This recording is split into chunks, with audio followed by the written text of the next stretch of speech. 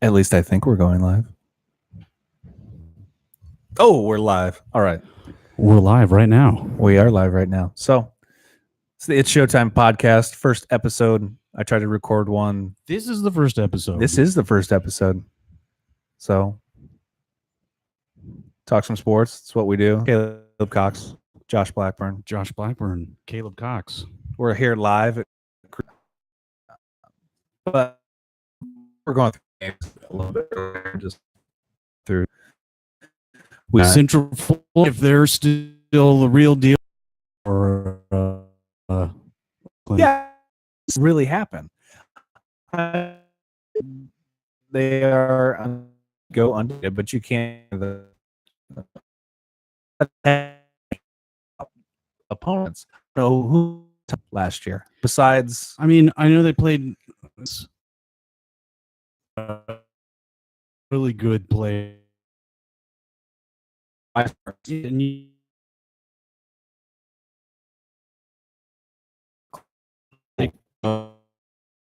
it probably been after you're down 31 into the year.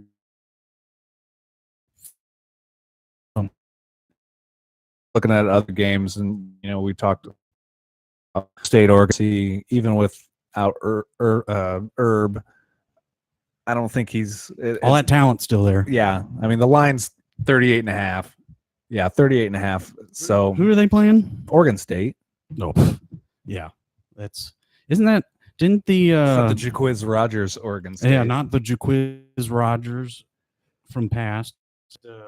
And their coach quit on them last year. He was the guy that left Nebraska for Oregon State, and then he quit Oregon State. So that's how bad the Beavers are. It's quality all the way around up there.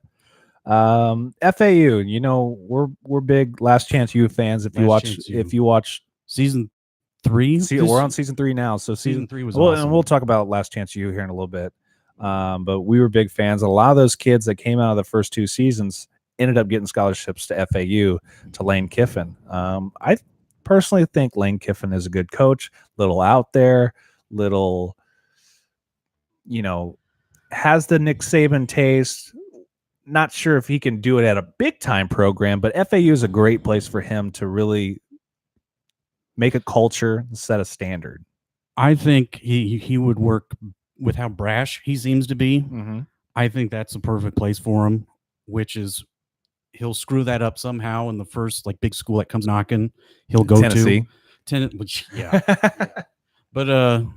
but yeah, he did a perfect. And I mean, being an FAU, all the best talent in the country is in that area anyway. Yeah, you got to you got to fight. You get 2, you got to fight South Florida, UCF, Miami. You're not really fighting South Florida. True. Well, no, actually, Charlie Strong there now. Yeah, exactly. I like Charlie Strong over there. I've always, ever since South Florida, South Florida, USF. Got to get those right.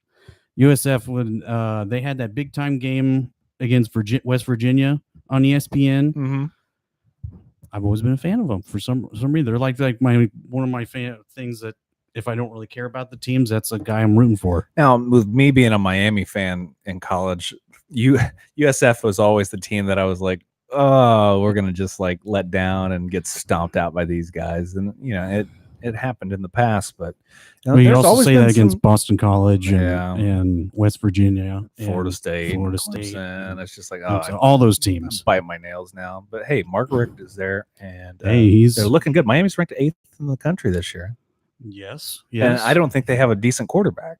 Well, they'll be just like the Georgia teams that Richt had. They'll be great, and then when they play a top team, they'll get their asses handed to them. How about the Georgia? Was the Georgia quarterback, did he break his elbow or his arm boating before camp? Boating, quote unquote.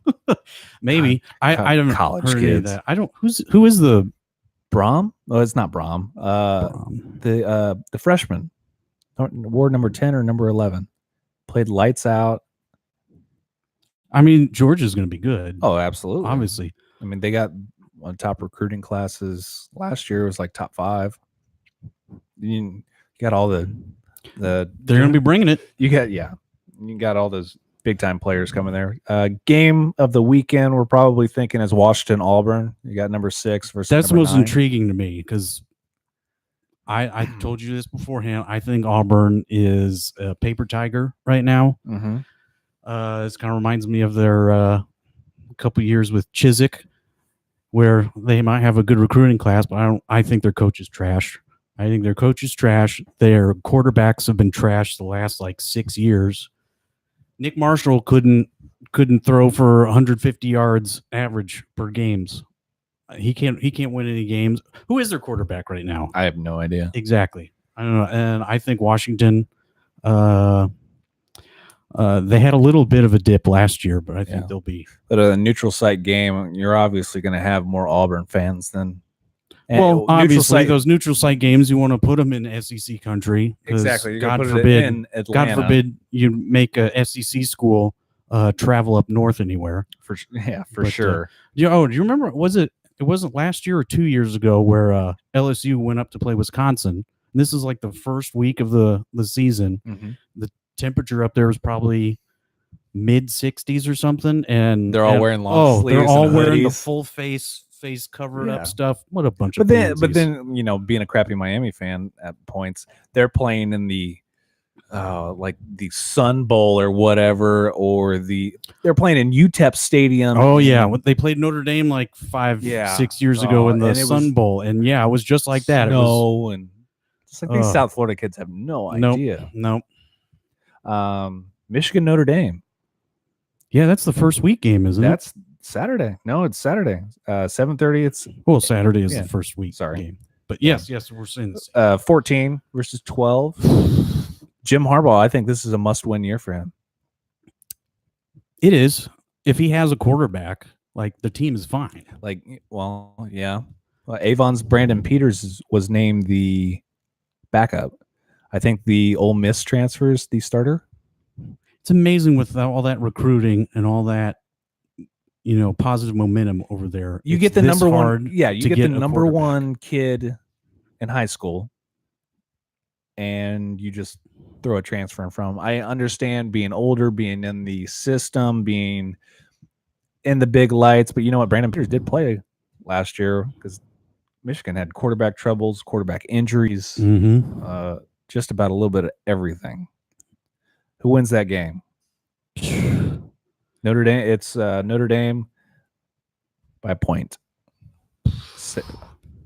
Now, Notre Dame was a lot better last year than they were 2 years ago. Yes. But, I mean, it's almost like two teams in the same boat. Matchup predictor has Notre Dame favored 68% to 31%. Who is Notre Dame's QB? That's a good question off the top of my head. Because, like, the last 2 years, they've gone through, like, 4 or 5. Yeah. Like Malik Zaire, and then he gets hurt, and then someone comes up who's better than him, but then he's... And we just grab some baseball player who... It's all they need, really. Basically. But I think we've had too many Notre Dame coaching flubs. I think that guy's got so big of a head that I think Harbaugh is a better coach than Brian Kelly. Yeah. Brian Kelly's too. He wants to show off how good of a scheme, like a passing scheme, he can make, even if every running play is getting 8 yards a play. Yeah, he's still going to throw the ball as much as possible. Yeah, and that's cost them a couple games. Yeah, at least. Brian Kelly, he looks like he's about to drop a fuse every game. That's the best part about Notre Dame games, though. Seeing what shade of purple he's going to turn. See what artery's going to explode in his neck.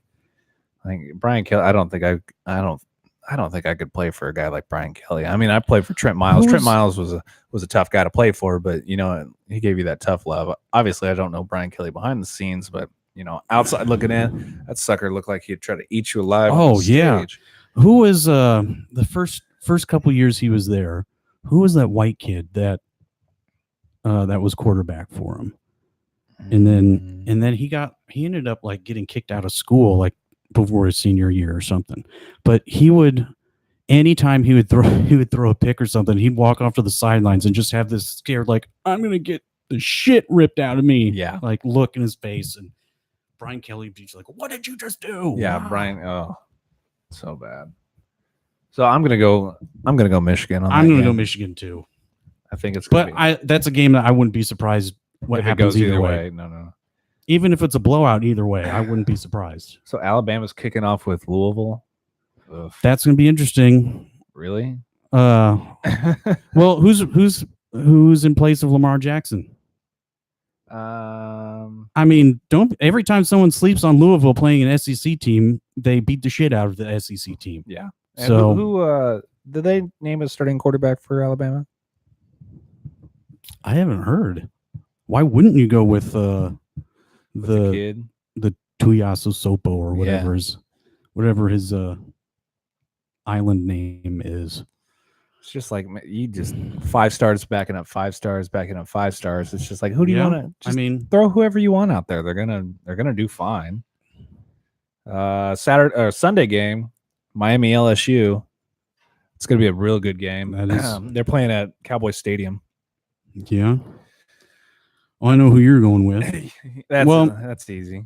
Yeah, I would go with Miami anyway. Ed Orgeron, I think he's a good coach, but they're still playing in 1995 offensively. True. So I just remember, and I remember you and me talking about this back in the day. Remember when Miami played LSU in the Sugar Bowl and they got into the fight in the tunnel? Oh yeah. Yeah. I hope it's like that kind of swagger game. Oh, it's going to be. It's going to be. When you hear that Miami players have gotten arrested in preseason stuff, you know it's going to be. You know it's going to be a good team. You know it's going to be a good team. Wait, how many arrests? 4? Yes. 4? All right, that's guaranteed 6 wins. It's going to be a good season. And then you got a ACC matchup on Monday on ESPN. Virginia Tech, who's 20th, and Florida State, who's 19th. Florida State's by 7. That's what they got. So Florida State lost Francois and was trash the whole rest of the year. Yes. I thought Francois was pretty trash anyway before that. He didn't do anything in that game. I think Florida State's a bunch of pretenders. Yeah, I think they are. I think they'll be unranked by the time. Who's their new coach over there now? I don't even remember. I'm not. Something we probably should know. Yeah, it probably is. Florida State. You know, there's like 150 teams. You can't. Yeah, it's not like I know it off the top of my head. Willie Taggart. Oh, that is going to be good. Yeah, that's going to be good. It's Willie Taggart's first. I think season. Francois is trash. I think he's overhyped. But a team that is trash when he left. Mm-hmm. I mean, because they weren't good at all. No, the rest of the season. Not at all. So I mean, they'll obviously be better, but. Who are they playing again in this game? Virginia Tech. Oh, Virginia Tech. They've got that. This is the second year for their new coach. Coach after Beamer. Yeah, I'm going to take Vatek. I'm going to take Vatek on that one. I'll go Vatek also. I agree with you that Florida State, they were pretty trash with their quarterback, and then he got hurt, and it's just like they were even worse. Tommy Rees. That's the Notre Dame white boy quarterback. Yes, I remember Tommy Rees. Was like, oh no, every time he walked to the sidelines. Yes. Big old eyes. All right, we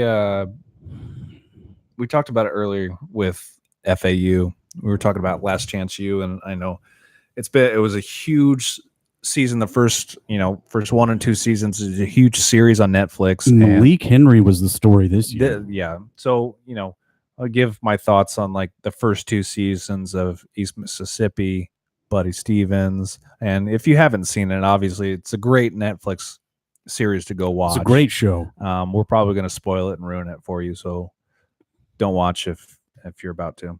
Yeah. Spoiler alert. Spoiler alert. At least the first 2 seasons. Yeah. I thought, season 1, Buddy Stevens is that typical I'm just out here to win coach. Oh, yeah. And I liked at the end of each season when they kind of followed him in his recruiting speech. It was like, I'm here to love written script. He knows what works with the families. Rocks all his national championship rings. Oh yeah, which I mean that's smart. Why wouldn't but you?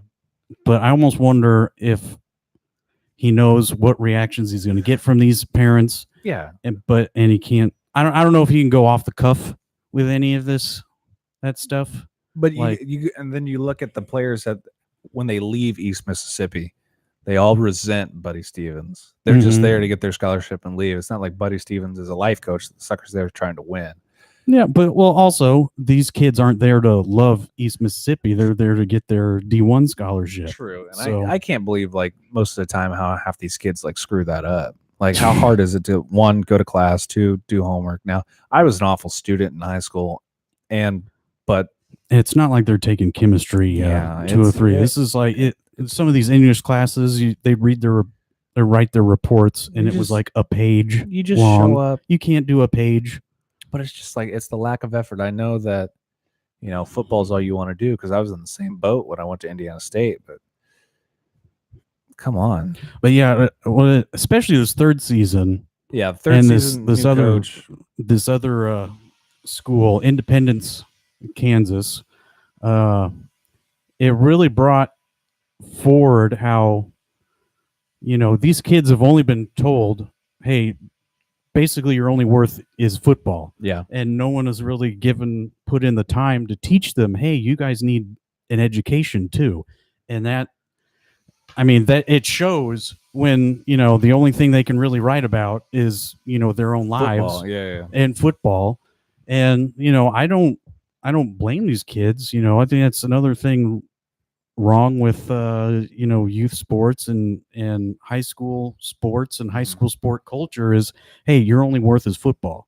And 90% of these kids that are at these JUCO programs, they're not going D1, they're not going pro, and they realize 6 months before their football career is over, hey, I'm done. What am I supposed to do with myself the rest of and you see a lot of those kids get that flash, and you're exactly right. It's like 6 months right before you graduate. You're like, oh shit, what do I do now? Am I allowed to say that? Yeah, you can say whatever you want. It's YouTube Live. All right. We'll probably get kicked off later, but got to do whatever you got to do. Yeah, Jason Brown was the head coach. A white dude from Compton, grew up in Compton in the 80s. Badass coach. So he had great recruiting skills. He can really get in touch and in depth with players from the inner cities, which is huge in college football because those guys, and they have something more to play for than like a typical guy like me. Like they're playing to get out of the hood and stuff like that. And you know what? I played with some kids from South Florida, from the hood at Indiana State, and those are some hard working dudes right there. So I respect that. I respect those guys and respect that coach for he wasn't like the difference between him and Buddy Stevens was Jason Brown was a life coach. Like he was, hey, this is what you're going to do. You're not just going to come here to play football. You're going to graduate. You're going to be here on time, do this on time, do this, and this. And Buddy Stevens was like, all right, come in here. I want my rings. Oh, yeah. And then move them out. Oh yeah, this guy seemed like Buddy Stevens seemed like he was following the script with, his life coach trying to be stuff or anything. And this guy this year, what was his name again? Jason Brown. Jason Brown. Yeah, because this guy's like maybe 10 years removed from playing himself. Yeah, and stuff. Yeah. So he could definitely relate to these kids a lot more. And not pretend to relate to these kids. And it was very interesting. I did like that little dynamic, especially when you could see him just getting so fed up with some of these kids. Malik Henry. So I'm good. Yeah, we'll move to that. Is Malik Henry is he was, I don't even know how to put it. Man, the first couple episodes I hated him. I thought, he hates ICC, the Florida State transfer. Something went wrong at Florida State. And then I'm thinking in my mind, like, oh, it's going to turn around. He's going to be like a leader of a team, like that former Florida State kid that was at EMCC, the one that's at FAU now. Or even like Carlos, the Carlos kid, the Texas Tech wide receiver who I guess he's playing D2 this year because he had run out of his eligibility. Yeah. But he became a team leader. Yeah. After that, but I mean, they didn't play enough of the clips of the other kids basically accusing Henry of being a fraud, but you could tell they all knew he was a fake. He was a faker. But by the end of the season, the last couple episodes, you could just see how miserable Henry was around his dad. Oh, and I think his dad, like you look at him, I think they were on Sports Nation or something. He's like another LeVar Ball. Oh yeah, what is it? It was everyone should watch the clip of what is it? Speak for myself or in my own words or whatever. And Malik Henry says 2 sentences, and his dad talks about the rest of the time how much his son loves football and loves playing football. The kid he can't stand playing football. No, he can't. Everyone said that he wants to play baseball more, and they had a little clip of that. And I don't know how true that is, but he hates playing football. He got his son, personal trainers, special workout system, all this stuff. Yeah, the kid, if you fell at FSU, there's something wrong. Mm-hmm. Even if it's playing time or something else, but there's something else there. And then you see you're out during the season, him checking plays, him talking back to the coaching staff. You know what? If there was any other leaders on that team, like a defensive guy, you'd grab that kid and tell him to shut his mouth and do something about it. But it just seemed like on that ICC team that there were no other leaders on that team. Yeah, and in a program like that, it's kind of hard to have like a normal structure for a team when you know everyone there who is talented is just there for to get seen and move on out, move to the next level. Yeah, but yeah, anytime he dropped the N-bomb, like this is like a light-skinned kid, rich kid. He ain't from the ghetto. No. And anytime he dropped the N-bomb, and he'd always do it around a referee, so he'd get flagged. This is almost like, hey, everyone, just so you know, I'm going to drop an N-bomb in front of everyone. But it was, that kid he needs to figure out what he wants to do with his life. Mm-hmm. And his dad, you can make so much more money playing baseball than football. You could be a shitty outfielder and make like $5 million a year. Yep. And you can be a great quarterback and barely make $5 million a year. I mean, good gracious. Is someone not like I don't get it. Yeah. I don't get it. Go where the money's at, and it's not really football unless you're Aaron Rodgers today. Well, yeah, I mean, you just gotta look at salary caps for NFL. You can't make you got 3 or 4 people making 20 mil plus. Like Chris Jones is one of my best friends, and he just got signed again by the 49ers. And so he's making veteran minimum, which I think for him now is either close to $1 million or just around that, because he's been in the league for 5-6 plus years now. But you could be like, he says, you look around, there's not very many millionaires. There's a lot of thousandaires. Oh yeah, but there's only a couple guys that are getting those big time checks. Yeah, and to be making $1 million in the MLB, you could be like the 25th guy on the roster. You could be like a relief pitcher and be making $1.5 million. That's why there's like 50 rounds in the draft for the MLB. Plus, you're not getting your head knocked in. True. Very true. If that's really why he's so miserable, and a great tool that psychologists use when like interviewing people is there's this thing called micro expressions, where they want to interview their subject and they slow it down to like super slow speed just to see, like, you can't hide your expressions that way. And Malik Henry always looks like he's super sad. You don't even need to slow down his facial reactions. He looks sad and depressed at all times. Like, that's my. Yeah. I mean, I actually kind of feel sorry for him. I mean, he's going back to ICC this season, so maybe if they do season 4 at ICC, maybe we get to see. Maybe he'll change. Oh yeah. Well, and everyone online was calling his dad a helicopter dad. Oh, for sure. And for sure. How much resentment would you have to have if you were Malik Henry when your your dad leaves your life, and then as soon as you start making a name for yourself, he's right back. oh, he's right back, and now he just took you out of your high school with all your best friends, moved you to another high school. IMG. Yeah, IMG, which is isn't that like a marketing academy or something like that? Or well, the football IMG is like, because I know my buddy Noel Mallory, his brother ended up going there. He was left tackle or guard for Brownsburg, and ended up going to IMG so he could get D1 offers. Because what's better than having the best kids in the nation go to one school? Exactly.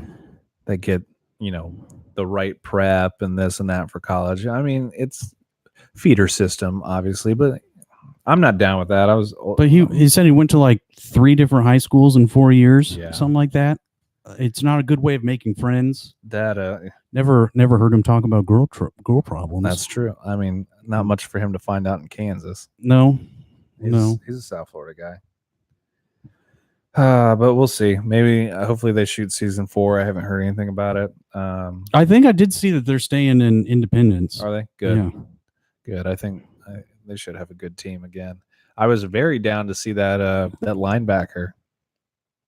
The linebacker who he was undersized but had a bunch of offers. Is this the kid that got arrested? The kid who got arrested for armed robbery at the end. Yeah. You could see though that he was gonna go straight back to his home life as soon as he left. It's like Isaiah in the first season and a murder. Yeah.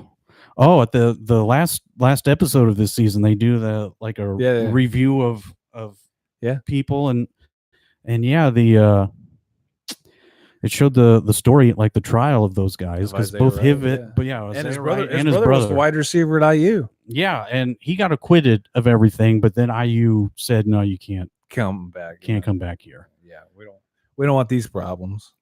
Yeah, and from what the story showed is that basically Isaiah and his brother were with 2 dudes, and those 2 dudes went with this like rich white boy to get weed and stuff. They said, hey, you stay here, we'll be back. Yeah. And they came back without the rich white boy, and that was it.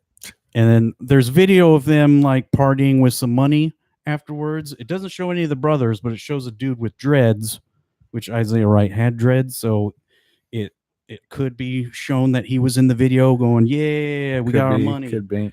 That's never a good look. No. That's never a good look. No. But yeah, the older brother, it definitely, he got acquitted, and it definitely showed that he had nothing to do with it. None of the brothers had anything to do with it. I think Isaiah's problem is he knew about the murder and didn't say nothing or didn't do nothing. So a good transition into, flaunting the money is you and me just watched a series on SEC recruiting. Oh, that's the greatest. I just stumbled upon greatest it. And they just released it like 5 days ago. Yeah, and I was just flipping. So this is brand new. Yeah, I was just flipping through YouTube and stumbled upon it, and just kind of like watched the first 10 minutes. It's called Foul Play. It's Foul Play. Yep. A guy from Ole Miss, SB Nation, or SB Nation was the reporter, and it's about bagman and under the table money. In I want to be a bagman for Purdue University. I'm available. Any boosters want to give us money to go hand to kids. Yeah, it happened. Like, you're not shocked that these kids are getting. It happens everywhere, because obviously Ole Miss and Mississippi State aren't the only colleges giving money to kids. Yeah, I mean, just like the being shocked part of, hey, I'm going to give you $10,000 to sign with this school. I'm going to give you $20,000 to sign with this school.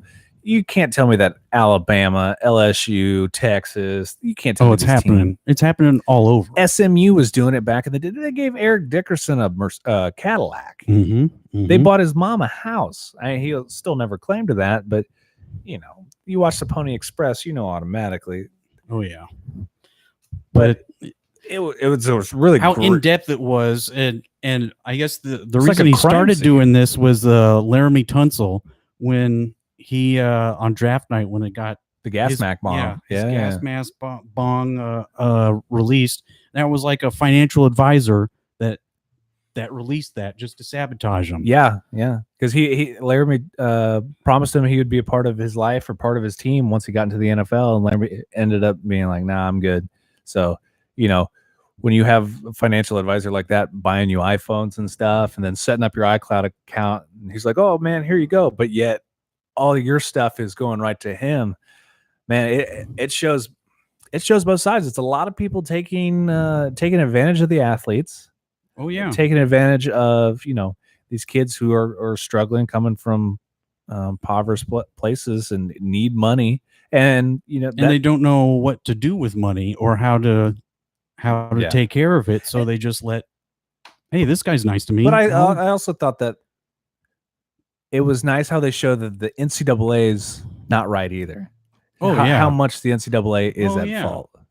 And it's been like that before. I still think it's bullshit that guys like Terrell Pryor and all those people got in trouble for selling their own merchandise. Yeah. It's theirs. It's theirs. You can sell it. When you're your own property. When you're making billions of dollars off these kids, and I'm speaking from a walk-on perspective. I mean, it's not like I made Indiana State any money, but now it's like the walk-ons can eat with the team. They're part of the team structure, this and that. Man, my 4 years at ISU, I wasn't allowed to eat with the team unless I was on the travel squad or something like that. But, I think these big time schools where the money's involved, where the TV's involved, the retail, the merchandise stuff, these kids need to be paid. It doesn't have to be huge. But see, I agree with you, but the problem is it's never going to be enough. Of course. It's never going to be enough. No, There's always still going to be, these kids could be getting paid $5,000 a month for their football careers, and you'd still have boosters giving them money under the table. For sure. And then there are people complaining, only $5,000 a month, but they do all this work, and it's like, you should be able to live off of that. But when you see your first check of $5,000 or something, all you're going to do is spend that on stupid shit. As a college student, yes. And you're already getting, if you want to put a dollar value on what they're getting, a free board, they get all the best food that's there.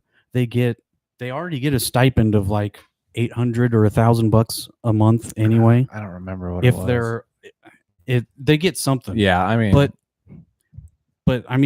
they're never going hungry. Nope. They got how much free swag, school swag do they get every year? They get a lot that a normal student doesn't get. Which, like, in that series, they're talking about, like, Laramie texting the athletic director or the assistant athletic director. Oh yeah, they're always going to know who. Hey, I need something. I know who exactly. But yeah, him talking about like, well, I don't got no money for rent and stuff like that. I'm thinking in my head, like, how? Like, what are you spending your money on? Yeah, what are you renting? Yeah, what are you renting? You have your own building. I can't remember what my college apartment cost. I think it was like $500 a month. But like places like Kentucky for basketball, they have their own dorm for athletes. Yeah. Like, I'm assuming the SEC school, especially like Ole Miss and stuff, has their own dorm building. Probably secondary involved is they don't want mixing. Good old Mississippi. Good old Miss. They probably don't want any of the football players dating their daughters, but they will watch them play they'll watch them play on Saturdays. Said he and a percentage of college football fans who say I'm not racist anymore. Yeah. Roll Tide. Roll Tide. War Eagle. Yeah, I poisoned that tree. I'm sick of Alabama fans. I really am. It's just like everybody became an Alabama fan. Like, could you name me anybody besides Joe Namath? Forrest Gump. You know, I bet that awesome kick returner from the 50s? He sure as hell is fast. Yeah, do you remember that awesome kick return? Yeah, Forrest Gump. That's it. I'm not an SEC guy anyway, so. Ozzie Newsome. Sure. How's Purdue going to be this year? Purdue, 7-5. We're going to another bowl game. playing Northwestern. That is the most important game of the week. Purdue Northwestern. Who's what's your schedule look like? I don't know. I don't think we have any big big time games this year, because last year we played Louisville for the first game, and this was first game with a brand new coach. Our team was trash the year before, and Lamar Jackson had just won the Heisman the year before. So I was like, we're going to lose 58-0. Yeah. And we lost by a touchdown or something.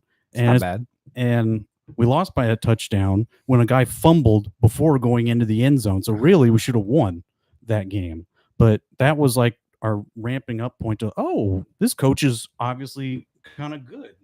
Let's see what we got. All right. Oh, we do play Mizzou. Ooh, and Boston College. Mizzou and Boston College are our big... Mizzou and Boston College, really? Now, we kicked the crap out of Mizzou last year. That was pretty awesome. Boston College might be pretty good. Aren't they? They're usually pretty good on defense, but they can't score any points. They haven't scored points since Matt Ryan was a quarterback there. Yeah. Oh, man. ISU plays Quincy on Thursday. Quincy just sounds like a ghetto college. It's a yeah, we going Quincy. It's a Division no, it's an NAI school. It's either NAI or Division 2. They're out of Illinois. You know, they're getting paid to come over and take an ass whooping because ISU went 0-11 last year. It's the first year under Kurt Mallory. But then they go to Louisville the next weekend. Ooh. That's rough. How much do you think they're getting paid for Louisville? Obviously six figures, but it's anywhere between. Is it half a mil? Is it a quarter of a mil? It's anywhere between 450 and I know. I bet it's between. I think the biggest number I've ever seen a team get paid. Kent State got paid 1.1 mil. And did they win? No, they played at Alabama. Yeah. Kent State. I actually got 700 for playing Tennessee last year, and then got 600 for playing Auburn the year before. That'd be a cool experience, though. Oh, definitely for those kids. Yeah. Because let's see, when you were there, you got to play IU. Were you there for the Penn State? In Louisville, right? You guys played at Louisville. Cincinnati. And you almost beat IU. We were on the last play of the game. We're up at halftime at Cincinnati.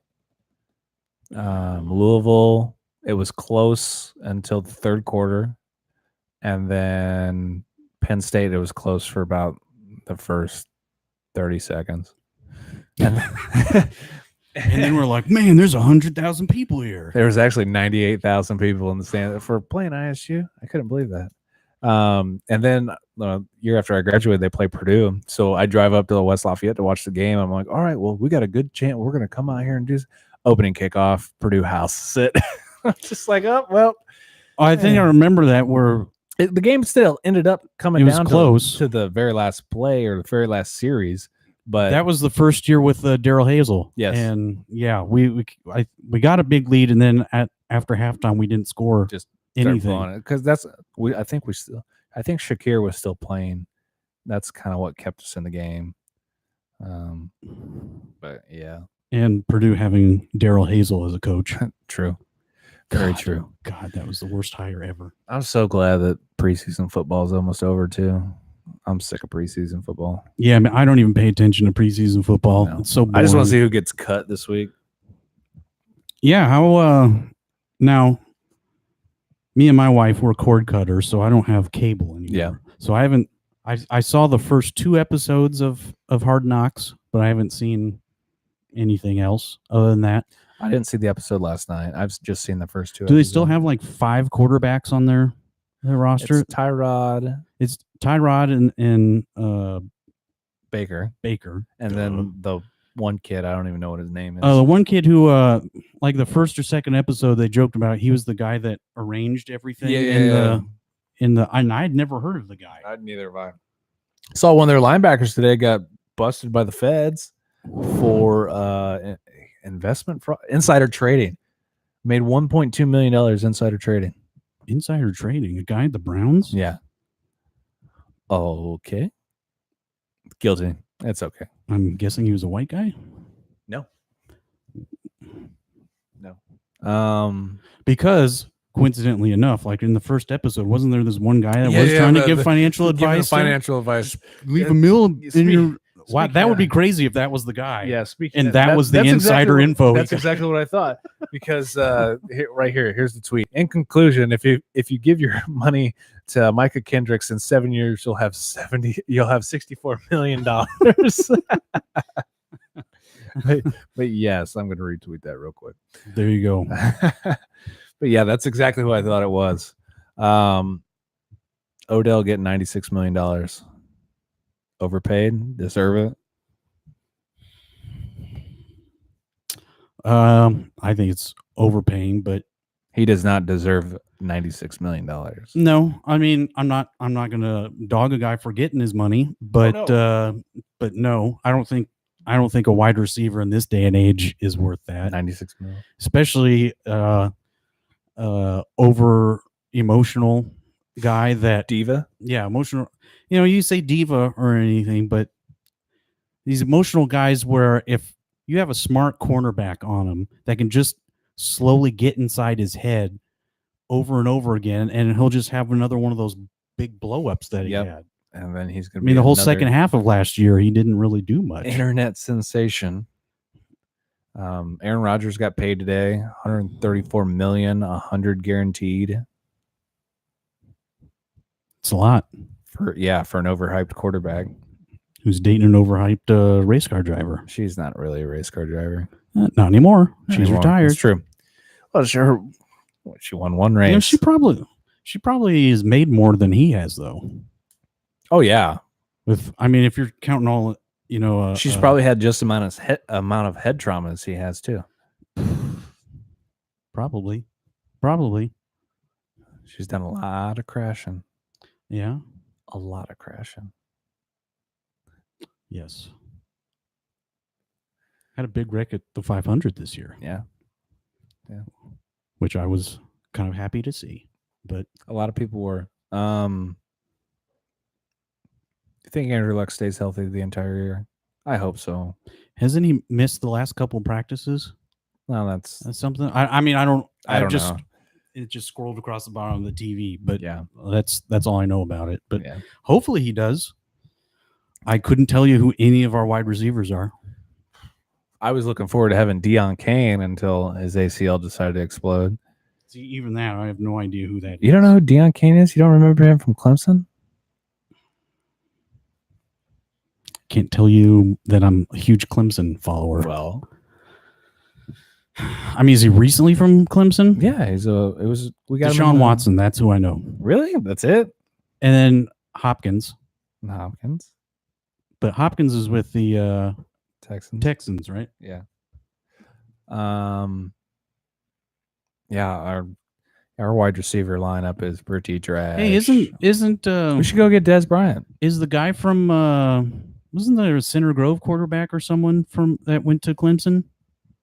The Brownsburg kid. Brownsburg, yeah. Hunter Johnson. Is he going to be playing? No, he transferred to Northwestern. Oh, okay. So he was. Is he going to be playing? He might be. Well, I don't know. I don't know what the transfer. No, it couldn't be because the transfer rule. Red shirt. Well, what if you red shirt and didn't play? Can you play right away? I guess we'll find out. Yeah, you're the one that played football. I did not. That was 5 years ago. That was a whole different ball game. But yeah, he was the number one quarterback in the nation. Was committed to Tennessee for basically his entire. Was that kind of dumb of him to commit to Clemson? Yes. If you knew you're not going to play. You always want to see. I think Dabo probably persuaded him with something. He did get a conference championship ring. Was he a part of the national championship team or not? But then you look at Clemson, they've brought in the number one quarterback and they had another number one quarterback from last year's class. That's when Hunter was like, I'm out. So he ends up going to Northwestern. He was down to IU, Purdue, and Northwestern. His brother played at Northwestern. I was I thought he was going to go to IU because DeBoard, who was the OC at Tennessee, who was recruiting him, is now at IU. But like what I was hearing, like the stories and stuff of Peyton Manning coming in and showing him around and talking about how they were going to have film sessions together. If I'm a young quarterback, I'm gonna hang out with Peyton Manning. Yeah. Remember when Gunnar Kiel was like, yes, I remember Gunnar Kiel. I'm going to IU. Now I'm going to LSU. Now I'm going to Auburn. Now I'm going to LSU. I don't know where I'm going. Where is he now? That was what, like 6 years ago? It was. Yeah. Maybe I'm thinking that Gunnar Kiel didn't he went to Notre Dame, and then he lasted for like a year, and then a year or two, and then he went to Cincinnati. Cincinnati. And he got hurt. He played at Cincinnati the last couple of years, but yeah, he's been hurt off and on. That's right. Because I was like, what the hell happened? I remember the entire Kiel family. They were all quarterbacks. Oh yeah, Dusty Kiel. Brother? Yeah, they played for Columbus East. Yeah, Columbus East. Yep. Wow. Good deal. Get him out of here. I don't want him. Next man up. All I know is Purdue's going to win the national championship this year. All right, I'll hold you to that. So lose 31-0 against Northwestern this week. It's like they'll win everything else. Well, we're playing Mississippi Valley State this weekend, fellas, and we lose by 90. All right, that's quality. Hey, Brom, they got Coach Brom. He's do I or do I not have a pulse? Am I or am I not playing in the XFL? He hate me. I found his trading card. Rod Smart. Yeah, you've been selling a lot of trading cards, dude. I've been paying rent with that. What is a Panini card? The Panini is a brand. Oh, because it's also a sandwich. It is, and they are delicious sandwiches. I was like, why is he? What is the trading card market's getting hot again? But it's depending on what you got, but man, you want to talk about some expensive hobbies. Like I thought, like baseball. You think of baseball cards and football cards, like $1 a pack. I'm paying anywhere between, and Stacy, don't kill me for this. I'm paying anywhere between $80 to $900 for a pack of cards that might have 6 cards in it. Stacy, just remember that anytime he can't take you out someplace nice. It's okay. It's okay. Just think of like Grandpa's old baseball cards. And I wonder if he had. I guarantee he still has all. I didn't think he collected cards. Last time I talked. He doesn't collect them still, but he still has everything from like when our parents were kids. Like he's got those like little silver coin. He's got all the coins. Yeah, I remember seeing all those. They look like bottle caps or something with all the coins cards on them. The bottle caps. He collected hats for the cameras. I'm sure those cameras are worth a ton of money. Oh man. Yeah. Not that we're planning. Not that we're planning anything, but so we're gonna buy our own Indy Lights team. Yes. Yep. Davey Hamilton Jr. is gonna drive. No, I'm just playing. Nope. He ain't touching. Davey Hamilton Jr. is not touching anything race related. Neither is Davey Hamilton Sr. Nope. So you got a big race this weekend. I unfortunately do. Yeah. We're at home. Indy, U.S. Nationals. You get to sleep in your I get own to sleep bed? in my own bed. That's awesome. Not a Roach Motel in the middle of Brainerd, Minnesota? Hey, man, I slept in some doozies. I wish I have a picture. The worst motel that I think I ever stayed at, we were driving from Bristol to Epping, New Hampshire. It's a long drive. It's like 15 or 17 hours up the East Coast. Oh, yeah. We got to Connecticut and had to stay for a night. Lime Rock, I was there. And we were, I don't know, we were just right on the border of Connecticut. And it was just some motel because it's like 2:00 in the morning. And you open the door and it is like 1978 hardwood paneling. Right. Like, I don't want to call it shag, but kind of like the knitted quilts. Oh, my. I think I slept on top of the bed. Those are always good. Yeah. Like when you get in and you see the TVs and they're like the deep television sets, you always know that's a big sign that it's not. Well, it's like you're not going to have fun that It's like night. I hate when we go to Vegas because I've been to Vegas a ton of times, and if you stay in the hotel room, the TV only has like 3 channels because they don't want you to stay in the hotel room. It's like, man. Yeah, you guys now when you're in Vegas, you guys are like North Vegas, right? Like That's like you're way off the strip. Well, no, the drag strips in North Vegas. We stay on Fremont Street because we have a hotel affiliation with the D Giggle. Ooh. The D, right across from the Golden Nugget. But yeah, isn't that's old Vegas, isn't it? Yes, that's old Vegas, but still fun Vegas. Oh, I mean, I lose my money there as I would anywhere else. Yep. I did come home with $5,000 one night. That's actually pretty good for you because I know you win a lot. I lose even more. Yeah, I just don't show that part. That's like everybody comes up to me. Oh, yeah, I won $5,000. Yeah, but that was at 9 p.m. and by 12 p.m. I was down 10 grand. What? Yeah. Oh, like this past Vegas, the first Vegas. When was it? April this year. So I'm waiting. The crew guys are waiting to get back, and it's late. It's like around midnight. And I think I lost my key or something like that. So I'm waiting for Kyle to get back from the track. So I'm playing stuff like that. And I hit for like $1,200-$1,300. So, all right, cool. I'm up a good amount of money. So I'm just like, man, where are these guys? Waiting around. And it's just money in my pocket. Got to spend it. And what do? Never good. I try to go win me a race car. Never ends up well. I went home. I went to bed with nothing. I think I texted you earlier this year when I was in Vegas, and I was like, I'm obviously not big baller as you with it, but I was up on one of those video blackjack machines, and I was up like $500, and then just slowly over the course of like 2 hours, just gave it all back. And I was the angry where I'm calling myself every name in the book, like every bad name. Yeah, I know that feeling. And what's worse was I had to leave right there, so it wasn't like I got to sleep it off. It was like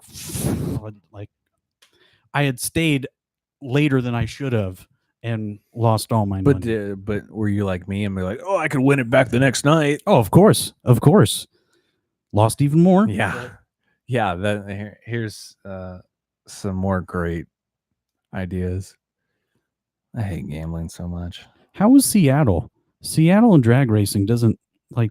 Was there a bunch of just like hipster people? Like, not really. Like, how far from like the city of Seattle is the? Like 30 minutes. We're in Kent. Mm-hmm. But the problem with the Seattle races, they schedule at the same time as the Seafair. So the Blue Angels are there, and they have the so everyone in town already has something to do. Yeah, and then you know what? The weekend after we left was when that guy stole that plane from SeaTac International. Did you hear about that? I think I saw something about it, but where the guy who was a ground worker backed the prop plane out, got in the plane, started the plane, took it off, and was flying around doing flips and barrel rolls like he was Star Fox. But he was able to do that. And then he crashed. That's not good. That's not good at all. No, not at all. But yeah, Seattle folk and drag racing isn't like usually a combination I think of. No, I mean, you look at the schedule. There's not a. How about Reading, Pennsylvania? Well, no offense, but in the middle of the country, nowhere, that's drag racing. It's the Amish country. I love me some Amish buffets, though. You know, we're in Pocono twice this year, and that's pretty darn close to Amish country. Yeah, Reading, PA isn't too far from there. How about Epping, New Hampshire? A lot of lobster, a lot of Boston accents. A lot of lobster and chowder heads. A lot of chowder heads. A lot of Marky Mark videos, too. Not much drag racing, I'm thinking of, happens there. No. A lot of circle track or taxi cab racing. Taxi cabs. Yeah, there's lots of that area. I would think of like as those Legends cars and modifieds. Yeah. Circle Track modified. Fact. Brainerd, aka the Zoo Party Center. They started, so they had a big old pallet fire, like a bonfire. They started it with a jet car. That sounds. I heard about that. Sounds like Brainerd, Minnesota. I heard about that, and I was like, I heard they were going to do it. And I was like, I don't want to see anybody die tonight, so I'm going to go back to my hotel room. Yeah, I think I made a smart choice. So, in terms of atmosphere for races, like fan atmosphere, is this race the Nationals that by far like the better of it, or is there like a crazier? Yeah, this is like, this is like the nostalgic. This is the Indy 500. Mm-hmm. Yeah, the other ones like Gainesville, you have a huge turnout, you get a lot of huge people. That's the middle of the country. Yeah, that's Country Bumpkins place there. And Pomona's kind of hit or miss. Pomona, because I was there once, and that's it's weird how it's business district. Yeah, it's all like right downtown. We've got a drag strip in the middle of a neighborhood, but that's like a super historic track. Yeah, it's really short, especially how fast we're going. But when I visited you in Charlotte, there was a lot of campers and stuff there. Yeah, you got a decent crowd there. Charlotte's obviously racing country. They do a lot of racing of everything out there. I mean, dirt track, drag racing, stock racing. Mm-hmm. So, I don't know. I don't see how people don't get like raced out. It's a lot of stuff. So when are we going to do some iRacing? As soon as we get off this thing, which I think should be soon, because Scott or Josh wants to. What do you want to race? I always like the Star Mazda stuff. I don't know if I have any Star Mazdas. I got the basic package and then all the dirt stuff. Some dirt. Dirt would be fun. Yep. Dirt would be fun. All right, let's go sling some dirt. So. Let's go slanging it. So, first episode was probably really, really awful. And it's probably not going to get any better than that. So, I probably won't even do this anymore. No, I'm just kidding. You should see I'll show you my GarageBand intro, which was pretty bad. But all right. So for me, for Josh, hopefully we'll see you next time. Give me some views, give me some likes, hit subscribe, hit whatever these YouTube kids do that make $12 million, and like Ninja and Jake Paul and Logan Paul and those kids. So I need money. No, I'm just playing. No, for real. I need money. So, all right. Till next time. Later. Bye.